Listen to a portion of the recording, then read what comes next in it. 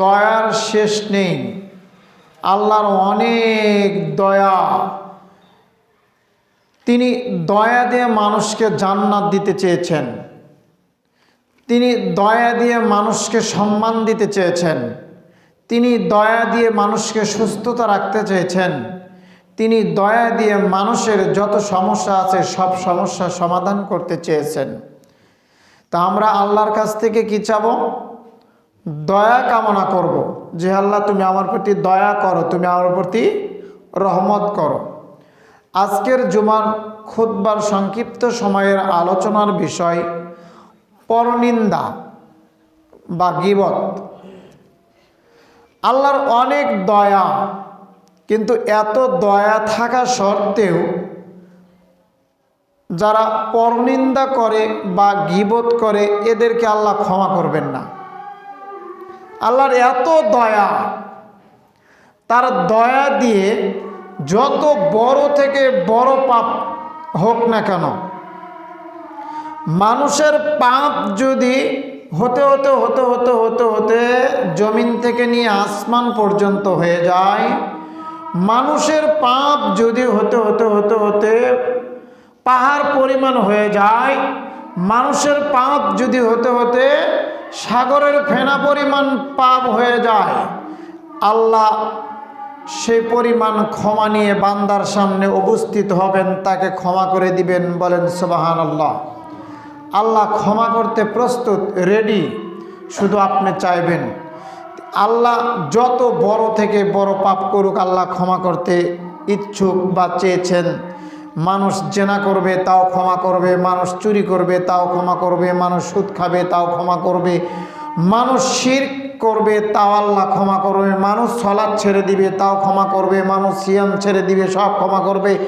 আল্লাহ যত বড় থেকে বড় পাপ করুক না কেন আল্লাহ বান্দার সমস্ত পাপ কি করে দিবে? ক্ষমা করে দিবে। কিন্তু একটা পাপ আল্লাহ ক্ষমা করবেন না, সেখানে আল্লাহ কোনোভাবেই দয়া দেখাবেন না। সেই পাপটা কোন পাপ? গীবত। সেই পাপটা হলো মানুষের সমালোচনা, মানুষের পরনিন্দা করা। তো সম্মানিত মুসলিম কিরাম, বলতে চাচ্ছি ওই জিনিস যদি আমাদের মধ্যে থেকে যায় তাহলে আমাদেরকে বর্জন করতে হবে, একথাই ঠিক। আর এই জিনিসটা অলরেডি আমাদের প্রত্যেকের ভেতরেই কাজ করে। কি হুজুর, কি মুজুর, কি আলেম, কি জালেম, কি সাধারণ মূর্খ মানুষ, জেনারেল শিক্ষিত নারী পুরুষ, সব মানুষের ভেতরে এই জিনিস কাজ করে। অন্যের সমালোচনা করাই আমাদের কাছে পছন্দনীয় কাজ, যদিও রাসূল সাল্লাল্লাহু আলাইহি ওয়াসাল্লাম নিষেধ করেছেন। মহান আল্লাহ নিষেধ করেছেন কিভাবে? মহান আল্লাহ বলেন আইয়াকুলা লাহমা আখিহি। আল্লাহ রাসূল সাল্লাল্লাহু আলাইহি ওয়াসাল্লাম সাহাবীদেরকে বললেন, সাহাবীরা শোনো, আইয়াকুলা লাহমা আখিহি মাইতান ফাকারিহতুমুহু। তোমাদের মধ্যে এমন কেউ কি আছে তার মৃত ভাইয়ের গোশত খাওয়াকে পছন্দ করো? এমন কেউ আছো তোমরা যে তোমার মৃত ভাইয়ের গোশত খাওয়া তুমি পছন্দ করো? অবশ্যই এটা তোমাদের জন্য ঘৃণাকর বিষয়। মানুষের মৃত্যু ভাইয়ের গোশত খাওয়া মানুষের কাছে যেমন ঘৃণা, পরনিন্দা করা আল্লাহর কাছে তেমনটাই ঘৃণা। কথা কি বুঝতে পেরেছেন? মানুষ যেমন নিজের মৃত ভাইয়ের গোশত খাওয়াকে ঘৃণা মনে করবে, তুচ্ছ মনে করবে, ঠিক মানুষের গীবত, পরনিন্দা করাটাও মানুষকে ওই রকম মনে করতে হবে। কোনোভাবেই মুখ খোলা যাবে না। সাহাবীরা আল্লাহ রাসূলকে জিজ্ঞাসা করলেন, আল্লাহ নবী, আপনি যে কথা বলছেন সমালোচনা বা গীবত, পরনিন্দা করা নিষেধ, ওই দুষ্ত্রুটি যদি ওই লোকের মধ্যে থাকে তাহলে এটাও কি নিষেধ?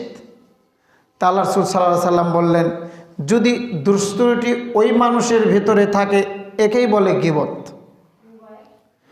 যদি দুষ্ত্রুটি ওই মানুষের ভেতরে থাকে, সেটা যদি তার অনুপস্থিতিতে বা উপস্থিত থাকতেই যদি সমালোচনা করে, একেই বলে গীবত। যে কথাটা শুনলে ওই মানুষ কষ্ট পাবে, লজ্জিত হবে, এই কথাকেই গীবত বলা হয়। আর এমন কথা বলল তার নামে যে কাজটা তার ভেতর নেই বা সে করে না, এর নাম হলো অপবাদ। অপবাদ আর গীবত একই কথা। অতএব যার ভেতরে দুষ্ত্রুটি আছে ওই বিষয়ে আলাপ আলোচনা করার নাম হলো গীবত, আর যে দুষ্ত্রুটি বা সমস্যা তার ভেতরে নেই ওই বিষয়গুলো তার নামে বানিয়ে বলার নাম হলো অপবাদ। তো একজন মুসলমান আর একজন মুসলমানকে অপবাদ দিতে পারে না, এক মুসলমান ভাই আর এক মুসলমান ভাইয়ের সমালোচনাও করতে পারে না। সম্মানিত মুসল্লিনী কিরাম, আপনি যদি ঘর করেন, ঘর উঠান, ওই ঘরের দরজা থাকে না? থাকে না? ঘরের কিন্তু দরজা আছে, ঘরের দরজা আছে না? ঘরের যেমন দরজা আছে, মানুষের অন্তরের তেমন দরজা আছে। মানুষের অন্তরের দরজা কোনটা বলেন তো? জিহ্বা। মানুষের অন্তরের দরজা কোনটা বলেন তো? জিহ্বা। জিহ্বা যখন আপনি খুলে দিবেন বা জিহ্বা যখন আপনি নাড়াবেন, জিহ্বা দিয়ে যখন মানুষের কথা বলবেন, তখন বোঝা গেল যে আপনি অন্তরের দরজা খুলে দিয়েছেন। এই অন্তর আর ঠিক থাকতে পারবে না। সম্মানিত মুসল্লিন ইকরাম, কোনোভাবেই মুখ খোলা যাবে না, অপ্রয়োজনীয় কোনো কথাই বলা যাবে না। যেখানে দুইজন লোক বসে আছে, তৃতীয় জন ওখানে উপস্থিত হওয়া যাবে না। সমালোচনা বিশেষ করে চা স্টলে, দোকানপাটে, বাজারে, এসব জায়গায় মানুষের বেশি হয়ে থাকে। এখন মসজিদেও হয়, ঘরেও হয়, পথেও হয়, ঘাটেও হয়, সব জায়গায় হয়। এখন সমালোচনা মানুষের কাছে এটা এক ধরনের বৈধ কাজ হয়ে গিয়েছে বা পেশা হয়ে গিয়েছে, এতেই মানুষ তৃপ্তি পায়। আমরা আগে জানতাম যে মানুষের সমালোচনা বা গীবত সাধারণত মেয়ে মানুষ বেশি করে। এখন পুরুষ মানুষ আর মেয়ে মানুষের মধ্যে কোনো আর ভেদাভেদ নেই, যেমন নারী তেমন পুরুষ, উভয়ের সমালোচনা করে। সম্মানিত মুসল্লিন কিরাম, কার মেয়ে জিনা করলো, কার মেয়ে ধর্ষিতা হলো, কার মেয়ে বের হয়ে গেল, কার ছেলে মেয়ে ভাগাই নিয়ে আসলো, কার ছেলে অবৈধভাবে বিয়ে করলো, কার ছেলে কোন পার্কে বসে থাকলো, কে সুদে টাকা লাগালো, কে ঘুষের টাকা লাগালো, কে ঘুষ খেলো, কে ঘুষ নিল, কে দিল, এ সমস্ত আলাপ আমাদের কাছে এখন কি বৈধ হয়ে গিয়েছে। আমরা এই কথাগুলো কি পছন্দ করি? একজন সুদে টাকা লাগায়, এটা তো আপনার আমার বলার কোনো প্রয়োজন নেই। একজন জেনায় লিপ্ত, ওই বিষয়ে আপনার আমার বলার কোনো প্রয়োজন নেই। মানুষের দোষ ত্রুটি যত গোপন করতে পারেন, যত গোপন করতে পারেন। একজন ব্যক্তি আল্লাহ রাসূলের সামনে আসলেন, এসে বললেন, আল্লাহ নবী, আপনি আমার বিচার করুন। তা আল্লাহ রাসূল সাল্লাল্লাহু আলাইহি সাল্লাম বললেন, তুমি ফিরে যাও, আল্লাহর কাছে ক্ষমা চাও। লোকটি চলে গেলেন, আবার ফিরে আসলেন, এসে বললেন, আল্লাহ নবী, আপনি আমার বিচার করুন। লোকটি চলে গেলেন, আল্লাহ রাসূল বললেন, তুমি ফিরে যাও, আল্লাহর কাছে ক্ষমা চাও। লোকটি চলে গেলেন, আবার আসলেন, এসে বলছেন, আল্লাহ নবী, আপনি আমার বিচার করুন। আল্লাহ রাসূল বললেন, তুমি ফিরে যাও, আল্লাহর কাছে ক্ষমা চাও। লোকটি আবার চলে গেলেন, আবার ফিরে আসলেন। কয়বার আসা হলো? 4 বার। 4 বার আসার পরে আল্লাহ রাসূল তার পাশে বসা সাহাবীদের মধ্য থেকে একজনকে বললেন, আসলে লোকটা কি পাগল না নিশা টিশা করছে, কোনো একটা সমস্যা আছে মনে হয়। তো একজন উঠলেন, উঠে তার মুখ শুনলেন এবং তাকে ফলো করলেন, তাকে খেয়াল করলেন যে না, আসলে লোকটা পাগলও নয়, নিশাও করেনি, সব ঠিক আছে। এক পর্যায়ে আল্লাহ রাসূল তাকে বলে বসলেন, তোমার কিসের বিচার করব বলো দেখি। তখন বলছে, আল্লাহ নবী, আমি শয়তানের ধোঁকায় পড়ে জেনায় লিপ্ত হয়েছিলাম, আপনি আমার বিচার করুন। তা আল্লাহ রাসূল সাল্লাল্লাহু আলাইহি সাল্লাম বুঝতে পারছেন উনি একটা বড় ধরনের পাপ করছেন, কিন্তু আল্লাহ রাসূল কি বলতেছেন জানেন? যে তুমি ফিরে যাও, আল্লাহর কাছে ক্ষমা চাও। আল্লাহ রাসূল চাচ্ছেন না তার গোপনীয় কথাটা শুনুক। আল্লাহ রাসূল চাচ্ছেন না যে তার গোপনীয় কথাটা আমি শুনি বা সাহাবীরা শুনুক। আর আপনি আমি মানুষের গোপন কথা জোর করে ধরে শুনবো, এমনকি কথাও দিব, বলেন না আমি বলবো না, কথা দিলাম তুমি আমাকে যা বলবে আমি এ কথা কাউরে বলবো না। ওই লোকটা আবার বিশ্বাস করে আরেকজনকে বলবে, দোস্ত তোকে একটা কথা বলবো, কাউরে বলিস, কাউরে বলিস না, অমুক এই করেছে, এই ঘটে গিয়েছে। মানে এটা আমাদের কাছে কোনো পাপই না। পরিস্থিতি এরকম হয় না, এটা প্রত্যেকটা মানুষের ভিতরে এই কাজ প্রতিনিয়ত করছে। তো সম্মানিত মুসলিম কিরাম, আল্লাহ রাসূল মানুষের গোপন কথা শুনতে চাচ্ছেন না। আল্লাহ রাসূল চাচ্ছেন যে ওই পর্যন্তই থাক, তার গোপনীয় পাপ সে গোপনীয় আল্লাহর কাছে ক্ষমা চেয়ে নিক, আল্লাহ তাকে মাফ করে দিক। কিন্তু লোকটি বারবার আসছে তার ক্ষমার জন্য। তো সম্মানিত মুসলিম কিরাম, তো বলতে চাচ্ছি মানুষের গোপন কথা কোনোভাবেই শোনা যাবে না। মানুষের গোপন কথা যদি জেনেও থাকেন, চোখের সামনে একজন জেনা করলো, এ কথাটাও আর একজনকে আপনি বলতে পারবেন না, নিষেধ। বললেন তো আপনি পরকাল হারালেন, অন্যের আলাপ আপনি করলেন তো আপনি পরকাল হারালেন। কথা বোঝেননি? মানুষ যত বড় থেকে বড় পাপ করুক, শিরক পাপ যেটা ক্ষমার অযোগ্য, এটাও মানুষ বেঁচে থাকতে যদি ক্ষমা চায় আল্লাহ ক্ষমা করে দিবে। কিন্তু এই সমালোচনা, পরনিন্দা, এটা আল্লাহ কোনোভাবেই ক্ষমা করবেন না। এটা যার নামে বদনাম করেছে তার কাছে ক্ষমা চেয়ে নিতে হবে। সম্মানিত মুসলিম কিরাম, বলতে চাচ্ছিলাম যেখানে দুইজন লোক বসা সেখানে তৃতীয় জন উপস্থিত হয়েন না। আপনি নিজেকে কন্ট্রোল করতে পারবেন না, কোনোভাবেই কন্ট্রোল করতে পারবেন না।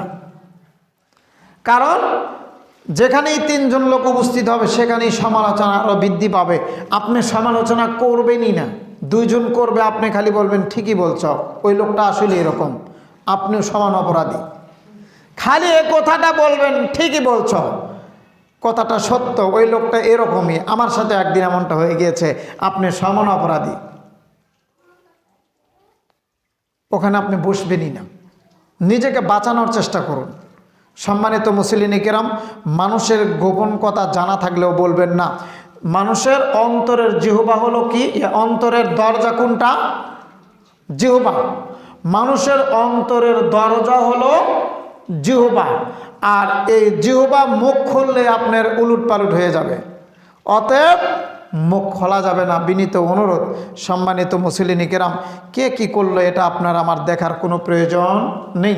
মহান আল্লাহ বলেন, বিসমিল্লাহির রহমানির রহিম, ওয়াইলুল লিকুল্লি হুমাযাতিল লুমাযা, ধ্বংস সুনিশ্চিত ওই ব্যক্তির জন্য যে ব্যক্তি মানুষের সামনে এবং মানুষের অসামনে সমালোচনা করে। মানুষের সামনে এবং অসামনে মানুষকে ছোট করার জন্য, মানুষকে হেয় প্রতিপন্ন করার জন্য কোনো কথা বলে মানুষকে ছোট করে, সেটা প্রকাশ্য হোক সেটা গোপনে হোক। আল্লাহ রাসূল আল্লাহ তাআলা বলেন, ওয়াইলুল লিকুল্লি হুমাযাতিল লুমাযা, ধ্বংস সুনিশ্চিত ওই ব্যক্তির জন্য যে মানুষের পশ্চাতে, মানুষের উপস্থিতিতে বা মানুষের অনুপস্থিতিতে মানুষের সমালোচনা করে। অথচ এরকম করে আর কোনো পাপের কথা বলেননি, যেমন করে এখানে বলেছেন যে ধ্বংস ওই ব্যক্তির জন্য, ও ধ্বংস হয়ে যাবে, ও ধ্বংস হয়ে গেল যখন অন্যের সমালোচনা ও করলো। এটা আপনার আমার পেশা। এক হুজুর আর এক হুজুরের বদনাম, বাংলাদেশে এটা আরও বেশি। সাধারণ মানুষের কথা বাতিয়ে দিলাম, আমি এক হুজুরের বদনাম করব, আমার নামে আর এক হুজুর বদনাম করবে। এই জিনিসটা বাংলাদেশে বেশি না? খালি মোবাইলে ফেসবুকের ভেতরে ঢুকে দেখেন কত হুজুরের বদনাম, কত হুজুর করতেছে। সাধারণ মানুষ তো হুজুরদের খবর জানে না, এক হুজুর আর এক হুজুরের বদনাম নিয়ে ব্যস্ত। জান্নাতে মানুষ যাবে কি করে? কিভাবে জান্নাতে যাব আমরা? আমল নাই বললেই চলে। সম্মানিত মুসলিম কেরাম, বলতে চাচ্ছিলাম আপনাকে এই বিপদ থেকে বাঁচতে হবে। এটা বিশাল বড় ধরনের একটা বিপদ। আপনার অপ্রয়োজনীয় কোনো কথা বলা যাবে না, মুখ খোলাই যাবে না। যেখানে দুইজন লোক বসে সেখানে আপনি বসতে পারবেন না, বসলেই বিপদে পড়ে যাবেন, কারণ ওখানে ভালো কথা হয় না। আর সঙ্গ দিলে ভালো মানুষের সাথে দিন। সম্মানিত মুসলিম কিরাম, আন আবি হুরায়রা রাদিয়াল্লাহু তাআলা আনহু قال قال رسول الله صلى الله عليه وسلم, রাসূল সাল্লাল্লাহু আলাইহি সাল্লাম বলেন, আন আকসির মা ইদখিলুন নাসাল জান্নাতা ফাকালা তাকওয়াল্লাহি ওয়া হুসনুল খুলক। আল্লাহ রাসূল বললেন, সাহাবীরা শোনো, আমি কি এমন লোকের সংবাদ তোমাদেরকে দিব না যাদের ভেতরে বেশিরভাগ মানুষ জান্নাতে প্রবেশ করবে, জান্নাতে উপস্থিত হবে বা জান্নাতে থাকবে। সাহাবীরা বললেন, আল্লাহ নবী বলেন কি, কারা জান্নাতি হবে বলেন না একটু। তখন আল্লাহ নবী বললেন, ফাকালা তাকওয়াল্লাহি ওয়া হুসনুল খুলক, যার চরিত্র ভালো, যার ভেতরে আল্লাহর ভয় আছে, তাকওয়াশীল মানুষেরা এবং হুসনুল খুলক উত্তম চরিত্রের অধিকারী ব্যক্তিরাই কেবলমাত্র জান্নাতে প্রবেশ করবে। বলেন সুবহানাল্লাহ। অধিকাংশ মানুষ আল্লাহর ভয়ের কারণে, তাকওয়ার কারণে এবং তার চরিত্রের কারণে জান্নাতে প্রবেশ করবে। এখন আপনি আমি যদি বিবেচনা করি তাহলে বুঝতে পারবো আপনার আমার চরিত্র ঠিক আছে না নাই। কাউকে জিজ্ঞাসা করতে হবে না, নিজেরটা নিজেকেই প্রশ্ন করেন। যে অন্যের সমালোচনা করে তার চরিত্র ঠিক নেই, যে পরনিন্দা করে তার চরিত্র ঠিক নেই, সে কোনোদিন আল্লাহর ভয় ভীতি তার অন্তরে নিয়ে আসতে পারে না। সে বলতে পারে না আমি যে আল্লাহকে ভয় পাই, এ কথা সে বলতে পারে না। যে অন্যের সমালোচনা করে, যে আল্লাহকে ভয় পায়, ওই ব্যক্তি কারো অনুপস্থিতিতে বা উপস্থিত থাকা অবস্থায় কোনো ধরনের গীবত বা তাকে ছোট করার জন্য কোনো কথা বলবে না। সম্মানিত মুসলিম ইকরাম, আল্লাহ প্রত্যেকের অন্তরের খবর জানেন। আমাদের মধ্যে আমরা এমন পর্যায়ে চলাফেরা করি বা এমন কথা বলি, মুখে একটা অন্তরে আর একটা, অন্তরে অন্যটা রেখে মুখ দিয়ে আর একটা প্রকাশ করি, যাতে ওপরের কথা শুনে মানুষ ভালো মানুষ বোঝে কিন্তু ভেতরটা তার খারাপ। সম্মানিত মুসলিম কিরাম, এটাও এক ধরনের গীবত, এটাও এক ধরনের অপবাদ, এটাও এক ধরনের পরনিন্দা। তাই বলতে চাচ্ছি আপনাকে এই বিপদ থেকে বাঁচতে হবে। রাসূল সাল্লাল্লাহু আলাইহি সাল্লাম বললেন, সাহাবীরা শোনো, আসুইলান আকসির মা ইদখিলুন নাসান নার, তোমাদের মধ্যে অধিকাংশ মানুষ জাহান্নামে থাকবে, বেশিরভাগ মানুষ জাহান্নামে থাকবে। ওদের কথা কি শুনবে না? মানুষ কেন জাহান্নামে থাকবে ওদের সম্পর্কে কি জানবে না? মানুষ কেন অধিকাংশ মানুষ জাহান্নামে থাকবে? সাহাবীরা বললেন, বলেন কি? আল্লাহ নবী বলেন, ফাকালাল ফাম ওয়াল ফারাজ, দুটা কারণে মানুষ জাহান্নামে থাকবে, এক জিহ্বা আর একটা লজ্জাস্থান। দুটা কারণে মানুষ জাহান্নামে থাকবে, বেশিরভাগ মানুষ দুটা কারণে জাহান্নামে যাবে, এক হলো মুখ আর একটা হলো কি লজ্জাস্থান। এই দুটি জিনিসের হেফাজত না করতে পারায় বেশিরভাগ মানুষ জাহান্নামে থাকবে। মানুষের সর্বপ্রথম পাপ শুরু হয় কি দিয়ে? মুখ দিয়ে। মানুষ সর্বপ্রথম মুখ দিয়ে পাপ শুরু করে, লাস্ট পর্যায়ে পাপ ঠেকিয়ে দেয় তার লজ্জাস্থান দিয়ে। কথা কি বুঝতে পারছেন? মানুষ যখন জেনায় লিপ্ত হয় তখন সর্বপ্রথম কি দিয়ে শুরু করে? মুখ দিয়ে। আর সর্বশেষ পাপ শেষ করে কোথায়? যে লজ্জাস্থান দিয়ে।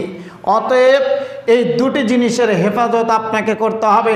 আল্লাহ রাসূল সাল্লাল্লাহু আলাইহি সাল্লাম বলেছেন যে আমি অধিকাংশ মানুষকে জাহান্নামে দেখছি, তারা অধিকাংশ মানুষই জাহান্নামের ভেতরে ইদখিলুন নাসান নার ফাকালাল ফাম ওয়াল ফারাজ, তার দুটি পাপ তাকে জাহান্নামে নিয়ে গিয়েছে। একটা হলো তার মুখ আর একটা হলো কি লজ্জাস্থান। সম্মানিত মুসলিম কিরাম, মুখ কন্ট্রোল করা খুব কঠিন। বারবার বলছি আপনাকে, মুখ খোলাই যাবে না, কোনোভাবেই খোলা যাবে না। মানুষের দোষ ত্রুটি যত গোপন করতে পারেন আমি আগ্রহ করে জিজ্ঞাসা করি যে এই অমুকের কোনো খবর আছে? অমুকের এই বিষয়ে আলাপ শুনছিলাম, তারপরে আর কোনো খবর পেয়েছো? এরপর আর কোনো নিউজ আসছে? আমরা এমনই মুসলমান, মানে মানুষের খারাপ কথা শোনার জন্য পাগল। সম্মানিত মুসলিম কিরাম, দেখেন আল্লাহ নবী পরে আবার কি বললেন। আন সাল ইবনে সাদ রাদিয়াল্লাহু তাআলা আনহু থেকে বর্ণিত, ক্বালা ক্বালা রাসূলুল্লাহ সাল্লাল্লাহু আলাইহি সাল্লাম, মান ইয়াযমান লিমা বাইনাল লা হাইয়ি ওয়া মা বাইনা রিজলাইহি আযামান লাহুল জান্নাতা। আল্লাহ নবী বললেন, সাহাবীরা শোনো, তুমি যদি দুটো জিনিসের জিম্মাদার হও, আমি নবী মুহাম্মদ তোমাকে জান্নাতে নেওয়ার জন্য জিম্মাদার। বলেন সুবহানাল্লাহ। তোমরা যদি দুটি জিনিসের জিম্মাদার হও, আমি নবী মুহাম্মদ তোমাকে জান্নাতে নেওয়ার জন্য জিম্মাদার, কথা দিয়ে দিলাম। তাহলে কয়টা জিনিসের জিম্মাদার হতে হবে? দুইটা। তা আল্লাহ নবী বললেন, এক, তার মুখ। তুমি যদি মুখের জিম্মাদার হতে পারো, মুখ খোলা থেকে যদি বন্ধ রাখতে পারো, মুখ খোলা থেকে যদি বন্ধ রাখতে পারো, তুমি মুখ কোনোভাবেই খুলবে না। তুমি যদি মুখের জিম্মাদারি নাও, তুমি তোমার জিহ্বার জিম্মাদারি নাও, আমি মুহাম্মদ কথা দিলাম তোমাকে জান্নাতে নেওয়ার জিম্মাদার আমি। তুমি তোমার লজ্জাস্থানের জিম্মাদার যদি নাও, আমি নবী মুহাম্মদ কথা দিলাম তোমাকে জান্নাতে নেওয়ার দায়িত্ব আমার। আমি নবী মুহাম্মদ তোমাকে জান্নাতে নিবই নিব। কত কঠিন কথা! এই দুটা জিনিসকে তো হেফাজত করা বড়ই কঠিন, কোনোভাবেই পারতেছি না আমরা। সম্মানিত মুসলিম কিরাম, রসুল সাল্লাল্লাহু আলাইহি সাল্লাম বললেন, আল্লাহ রসুল সাল্লাল্লাহু আলাইহি সাল্লাম বলেন, আনাবি হুরায়রা রাদিয়াল্লাহু তাআলা আনহু থেকে বর্ণিত, রসুল সাল্লাল্লাহু আলাইহি সাল্লাম বলেছেন, তাজিদু শাররান নাসি জাওয়াল ওয়াজহাইহি আল্লাযী ইয়াতি হাউলাই বিওয়াজহি ওয়া ইয়াতি হাউলাই বিওয়াজহিহি। আল্লাহ রসুল বললেন, সাহাবীরা শোনো শোনো, দ্বিমুখী মানুষ তোমরা দেখেছো?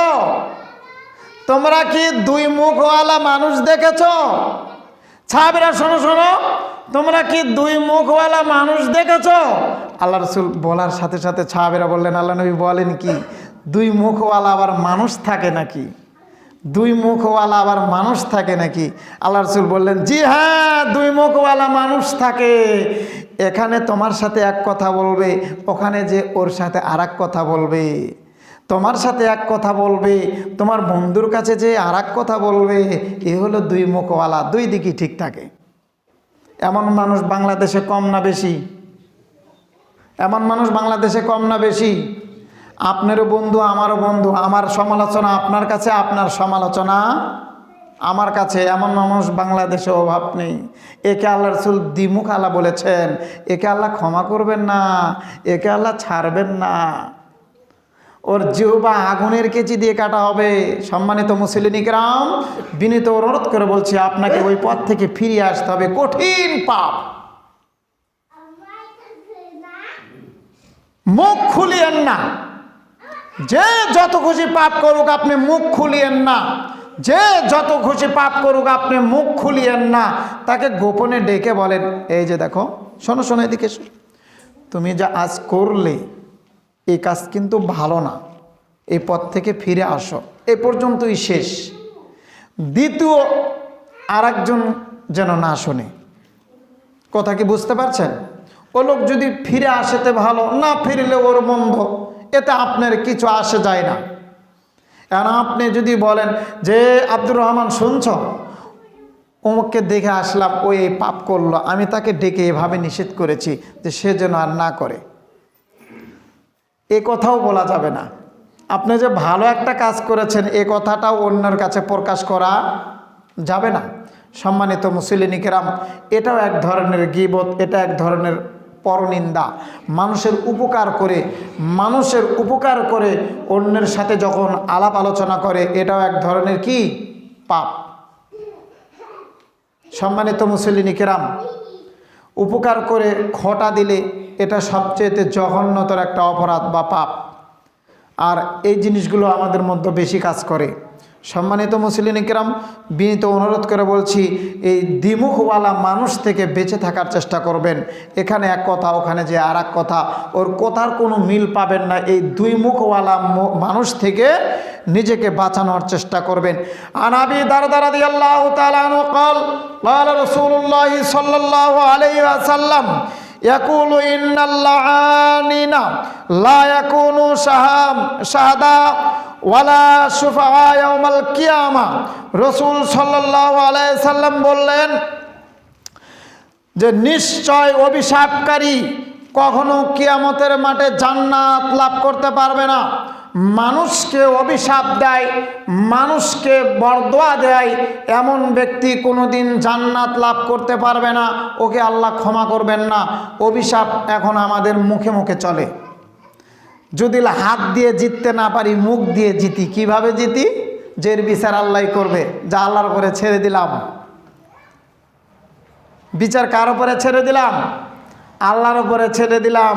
তার মানে তাকে অভিশাপ করা হলো। ছেলে অন্যায় করেছে, আপনি ডাইরেক্ট বলে ফেললেন যে এর মৃত্যু হয় না। দুনিয়াতে কত মানুষ মরে, আল্লাহ এর চোখ দিয়ে দেখে না? অভিশাপ করা যাবে না। ছেলে মেয়ে অন্যায় করতেই পারে, অপরাধ করতেই পারে। আপনার ভাই আপনার সাথে অপরাধ করতেই পারে, আপনার বাপ আপনাকে কঠিন করে কথা বলতেই পারে, আপনার মা আপনাকে কঠিন করে কথা বলতেই পারে, কিন্তু আপনি কথা বলতে পারেন না যে আল্লাহ ওকে চোখ দিয়ে দেখে না, এর বিচার আল্লাহ যেন একদিন করে। এ কথাটা আপনি বলতে পারেন না। আপনাকে বলতে হবে যে আল্লাহ ওই ব্যক্তিকে ক্ষমা করুক, আল্লাহ তাকে মাফ করুক। কথা কি বুঝতে পেরেছেন? রাসূল সাল্লাল্লাহু আলাইহি সাল্লাম বলেছেন, ইয়াকুলু ইন্নাল্লাহ বাইনা লা ইয়াকুনু শুহাদা ওয়ালা শুফাআ। কোনো মানুষ যদি মানুষকে অভিশাপ করে, কোনো মানুষ যদি মানুষকে অভিশাপ করে, কিয়ামতের মাঠে আল্লাহ তাআলা তার সাক্ষীও নেবে না, তার কোনো সুপারিশ গ্রহণ করবেন না। তার মানে বোঝা যায় কিয়ামতের মাঠে মানুষ মানুষের সম্পর্কে কি করবে? সাক্ষী দিবে যে আল্লাহ ওই ব্যক্তিটা খুব ভালো মানুষ ছিল, আল্লাহ ওই ব্যক্তিকে তুমি জান্নাত দাও। এমন সুপারিশ মানুষ করবে না? করবে, সুযোগ থাকবে। কিন্তু সুযোগ থাকলেও কাজে আসবে না। কোন কারণে কাজে আসবে না? মানুষকে অভিশাপ দেওয়ার কারণে এটা কাজে আসবে না। সম্মানিত মুসলিম কিরাম, তাই বিনীত অনুরোধ করে বলছি, আপনাকে কোনো সময়ের জন্য অভিশাপ করা যাবে না। রাসূল সাল্লাল্লাহু আলাইহি সাল্লাম সদা সর্বদাই মানুষকে অভিশাপ দেওয়া থেকে বিরত থাকতে বলেছেন। আল্লাহ রাসূল সাল্লাল্লাহু আলাইহি সাল্লাম আরও বলেন, আন হুযাইফাতা ক্বালা ক্বালা রাসূলুল্লাহ সাল্লাল্লাহু আলাইহি সাল্লাম লা ইয়াদখুলুল জান্নাতা কাত্তাতান। রাসূল সাল্লাল্লাহু আলাইহি সাল্লামকে বলতে শুনেছি। হুযাইফা রাদিয়াল্লাহু তাআলা আনহু বলেন, আমি রাসূল সাল্লাল্লাহু আলাইহি সাল্লামকে বলতে শুনেছি, লা ইয়াদখুলুল জান্নাতা কাত্তাতুন। কোন চগলখুর ব্যক্তি জান্নাতে প্রবেশ করবে না।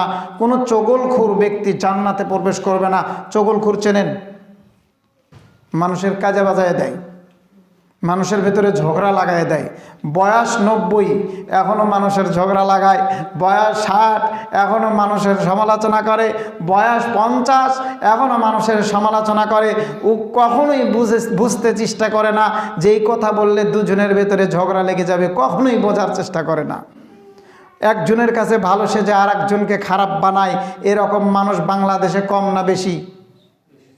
অনেক। এখন ঘরে ঘরে একজনের সম্পর্ক ঠিক রাখে আর একজনের সাথে সম্পর্ক নষ্ট করি। এই তো মুসলমান আমরা।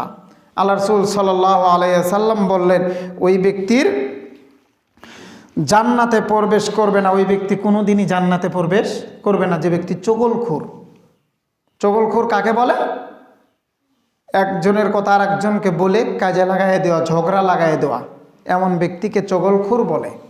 সম্মানিত মুসলিম কিরাম, রাসূল সাল্লাল্লাহু আলাইহি সাল্লাম আরও বললেন যে,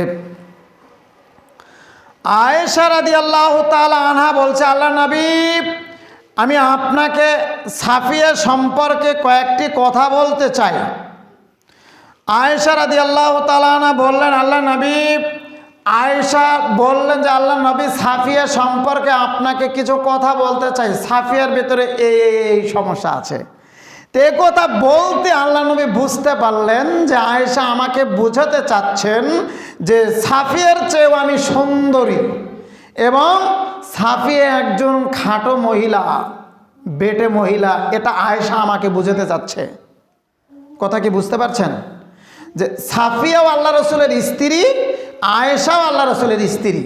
তা আয়েশা রাদিয়াল্লাহু তাআলা আনহা আল্লাহ রসুলকে বলতেছেন, আল্লাহ নবী সাফিয়া সম্পর্কে আপনাকে কিছু বলতে চাই, সাফিয়ার ভিতরে আছে। তখন বলছে যে দেখো আয়েশা, তুমি যে কথাটা বলছো এই কথাটা যদি সমুদ্রের পানিতে আমি মিশিয়ে দেই তাহলে সমুদ্রের পানি ঘোলা হয়ে যাবে, সাগরের পানি কি হয়ে যাবে? ঘোলা হয়ে যাবে। মানে সাফিয়ার নামটা যদি আমি সমুদ্রের বা সাগরের পানিতে দিয়ে দেই তাহলে সমুদ্রের পানি ঘোলা হয়ে যাবে। সাফিয়ার দাম আল্লাহর কাছে কত আমি তোমাকে কি দিয়ে বুঝাই? তো একজন মানুষের দাম আপনার কাছে না থাকতে পারে, দাম কার কাছে আছে? আল্লাহর কাছে আছে। আমরা কানা মানুষ, অন্ধ মানুষ দেখলে তাকে আমরা চেপদি করি না, তাকে আমরা ভেঙ্গাই না। একজন মানুষের ঠ্যাংয়ের সমস্যা, পায়ের সমস্যা, খুঁড়ে খুঁড়ে হাঁটে, তাকে আমরা কি করি? ভেঙ্গাই। একজন মানুষের শরীরের রং কালো, তাকে নিয়ে আমরা সমালোচনা করি, দেখতে কেমন দেখা যায়, করি না এরকম? একজন মানুষ দেখতে শর্ট, তাকে নিয়ে আমরা সমালোচনা করি যে খাটোখুটো মানুষ, তার ভাব দেখছ, এরকম আমরা বলে থাকি। তো কাউরে এভাবে দূর থেকে কথা বলা যাবে না। তা আল্লাহ রাসূল সাল্লাল্লাহু আলাইহি সাল্লাম বলেন, আয়েশা তুমি বলো কি, এই কথাটা যদি আমি সমুদ্রের পানিতে দিয়ে দেই তাহলে সমুদ্রের পানি ঘোলা হয়ে যাবে। সাফিয়ার দাম আল্লাহর কাছে এত বেশি, আর তুমি বলছো সাফিয়া একজন খাটো মহিলা। সাফিয়ার কত দাম আল্লাহর কাছে, তুমি এটা বোঝো? সম্মানিত মুসলিম কিরাম, তার মানে বোঝা যায় মানুষের চেহারা নিয়েও নিন্দা করা যাবে? যাবে? মানুষের চেহারা নিয়েও নিন্দা করা যাবে না। সম্মানিত মুসলিম কিরাম, আল্লাহ রাসূল সাল্লাল্লাহু আলাইহি ওয়াসাল্লাম বললেন, আজকের আলোচনার সর্বশেষ হাদিস, আন ইবনে উবাদা ইবনে সামিত রাদিয়াল্লাহু তাআলা আনহু থেকে হাদিসটা বর্ণিত। রাসূল সাল্লাল্লাহু আলাইহি ওয়াসাল্লাম বললেন, আযমানু লি সিত্তান মিন আনফুসিকুম। সাহাবীরা তোমরা শোনো, তোমরা যদি 6টা জিনিসের জামিনদার হতে পারো, 6টা জিনিসের জিম্মাদার তোমরা যদি হতে পারো, আমি নবী মুহাম্মদ কথা দিলাম, আযমাল্লাকুমুল জান্নাতা, তোমাকে জান্নাতে নেওয়ার জিম্মাদার আমি নিজে নিয়ে নিলাম। বলেন সুবহানাল্লাহ। আগের কথা শুনেছিলেন 2টা জিনিসের জিম্মাদার, একটা হলো মুখ আর দ্বিতীয়টা কি? লজ্জাস্থান। এই 2টি জিনিসের জিম্মাদার কেউ নিতে পারলে আল্লাহর নবী সাল্লাল্লাহু আলাইহি সাল্লাম তাকে জান্নাতে নেওয়ার জন্য জিম্মাদার হয়ে যাবেন।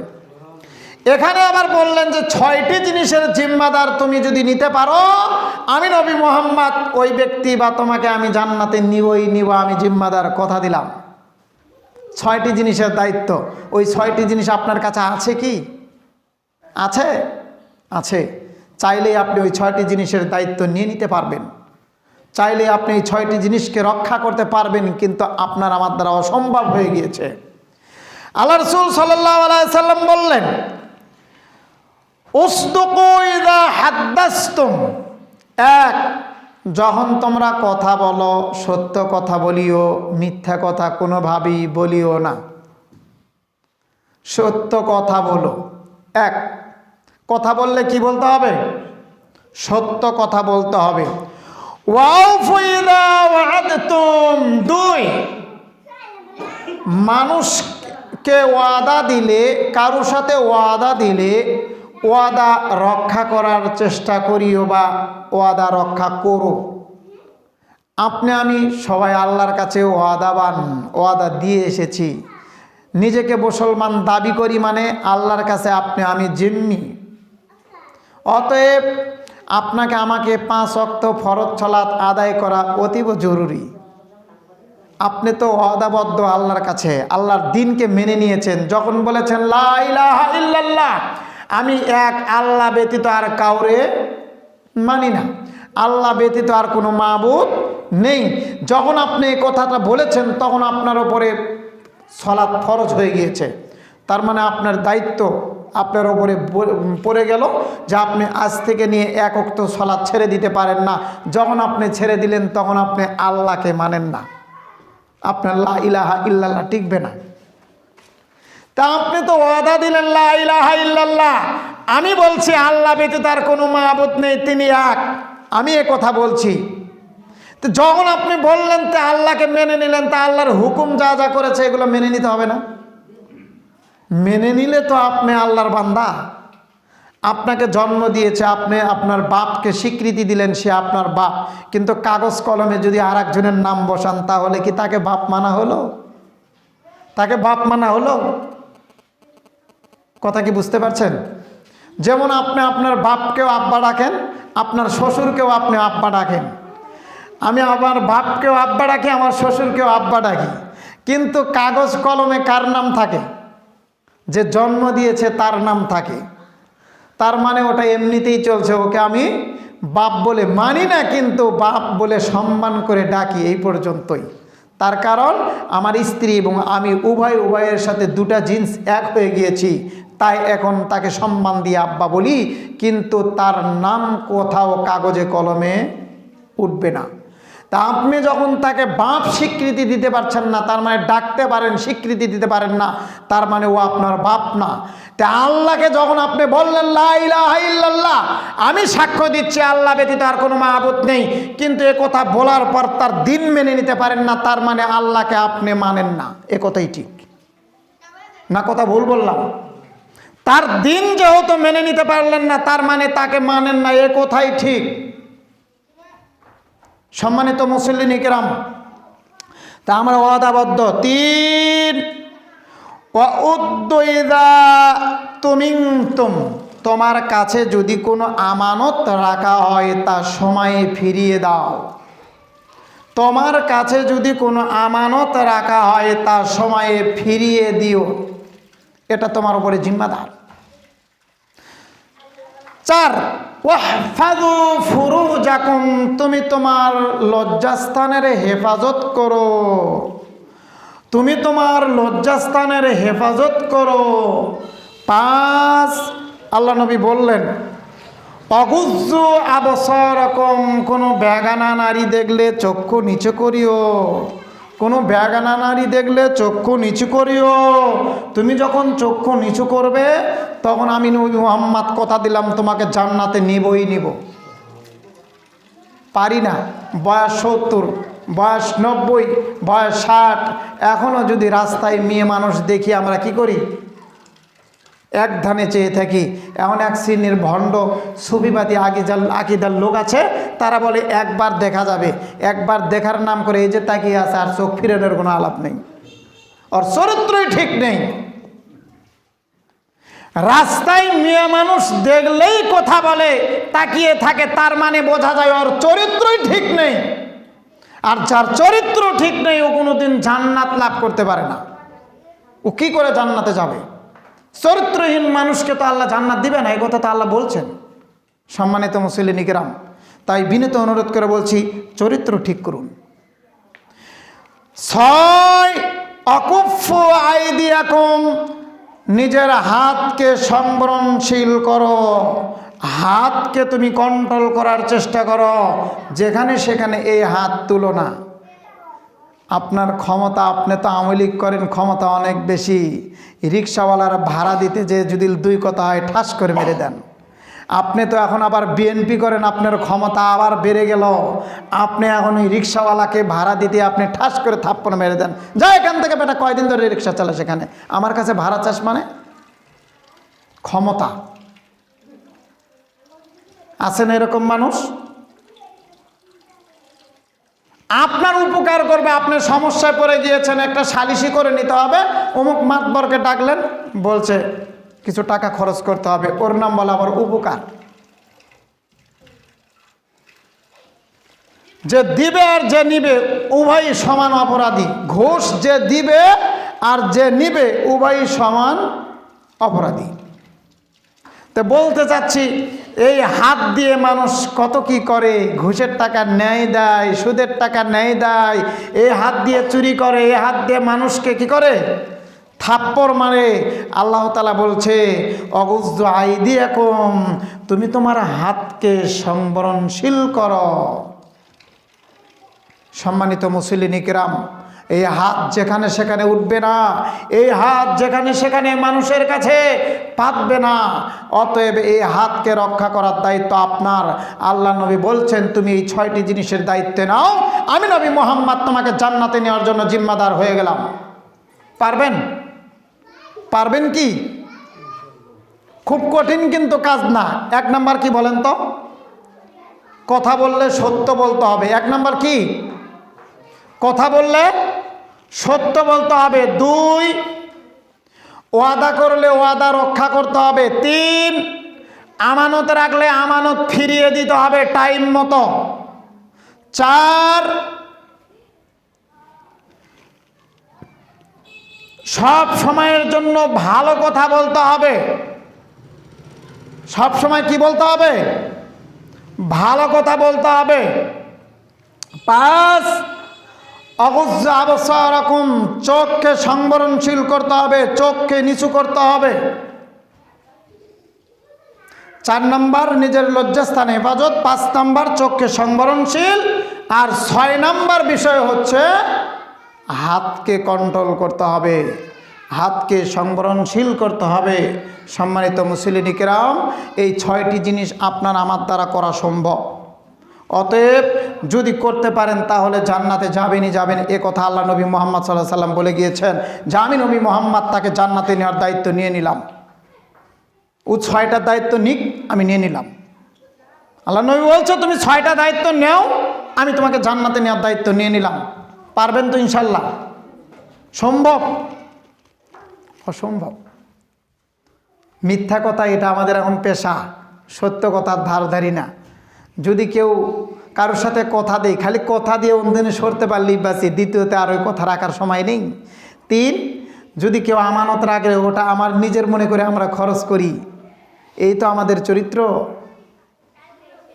4, নিজের লজ্জাস্থান তো হেফাজত করতে পারি না, যেখানে সেখানে খরচ করি, যেখানে সেখানে ব্যয় করি। 5, মেয়ে মানুষ দেখলে টুলটুলি চেয়ে থাকি, চোখ ফেরানোর সুযোগ নেই, আর হাত তো ক্ষমতার প্রভাব দেখিয়ে যেখানে সেখানেই ওঠে। কি করে ফিরেতে পারবো নিজেকে? এর আগে বলেছিলাম কামলার ঘরের কামলা, কামলার ঘরের কামলা সমাজের নেতৃত্ব দিবে, ক্ষমতার বহল নিয়ে চলবে। কামলার ঘরের কামলা, কথা বোঝেননি? ওর বাপ আপনার বাড়ির চাকর, আর ওই যার বাপ ছিল চাকর সেই ছেলে আজ সমাজের মণ্ডল। ওর কথায় আপনাকে ওঠা বসা করতে হয়, এটা কিয়ামতের লক্ষণ। মানুষ মানুষকে তার চরিত্র দিয়ে মানবে না, মানুষ মানুষকে মানবে তার চোখ দেখে ভয় পাবে। তাই মানুষ মানুষকে ভয়ে মানবে। সম্মানিত মুসলিম কিরাম, এই ক্ষমতা চিরদিন থাকবে না। ক্ষমতার দৌড় কত দূর পর্যন্ত জানেন? কবর পর্যন্ত। এই ক্ষমতা দুনিয়াতে কবর পর্যন্ত আছে। কবরে চলে গেলেন ক্ষমতা শেষ, তারপরে শুরু হয়ে যাবে আপনার অ্যাকশন। আল্লাহ তাআলা আমাদেরকে এই বিপদ থেকে বাঁচার তৌফিক দান করুন, সবাই বলি আমিন। অন্যের সমালোচনা, গীবত, পরনিন্দা এগুলোর থেকে আমাদেরকে বেঁচে থাকার তৌফিক দান করুন, সবাই বলি আমিন। পর্দার আড়ালে যে সকল মা বোন এসেছেন তাদেরকে বিনীতভাবে অনুরোধ করে যাচ্ছি, এই সমালোচনা, পরনিন্দা, মেয়ে মানুষের ভেতরে এই জিনিসগুলো বেশি কাজ করে। এই বাড়ির মহিলা ওই বাড়িতে যায়, পান খায় আর গল্প করে, এই তো হলো তার বৈশিষ্ট্য। মা বোন, আপনাকে পরিবর্তন হতে হবে, ওই পথ থেকে ফিরিয়ে আসতে হবে। কে কী করলো এটা আপনার দেখার বিষয় নেই। ওমর ইবনে খাত্তাবের জীবন চলে যাচ্ছে, সে মৃত্যুর সাজদায় পড়ে আছে। আয়েশা রাদিয়াল্লাহু তাআলা আনহা ঘরের কোনায় বসে নীরবে চোখের পানি ফেলে, আর আপনি সেই নবীর উম্মত হয়ে, যে নবীর স্ত্রী আয়েশা রাদিয়াল্লাহু তাআলা আনহা, সেই নবীর উম্মত হয়ে আপনি ওই নারী হয়ে আয়েশার মতো নিজেকে দাবিদার করিয়ে কিভাবে পারেন এ বাড়ি ও বাড়ি ঢ্যাং ঢ্যাং করে ঘুরতে? কিভাবে পারেন আপনি রাস্তায় যেখানে সেখানে দাঁড়িয়ে থাকতে? কিভাবে পারেন আপনি মার্কেটে ঘুরতে? এটা কোনো নারীর চরিত্র হতে পারে না। এটা কোনো নারীর চরিত্র হতে পারে না, এটা কোনো নারীর চরিত্র হতে পারে না। একজন নারী সারাক্ষণ ঘরেই থাকবে। এই নারী ঘর থেকে বের হয়ে পুরুষের মান মর্যাদা যে কই নিয়ে গিয়েছে এটা একমাত্র আল্লাহই ভালো জানে। সম্মানিত মুসলিম কেরাম, কথা আর বাড়াতে চাচ্ছি না। পর্দার আড়ালে মা বোন যারা এসেছেন, বিনীত অনুরোধ ওই পথ থেকে ফিরিয়ে আসুন। নিজেকে সংবরণশীল করুন, নিজেকে ঢেকে ঢেকে রাখার চেষ্টা করুন, নিজেকে ভেতরে রাখার চেষ্টা করুন, নিজেকে মানুষের সামনে প্রকাশ করিয়েন না, এটা বিনীত অনুরোধ। এই বলে আমি আমার সংক্ষিপ্ত আলোচনা শেষ করছি। ওমা আলাইনা ইল্লাল বালাগ।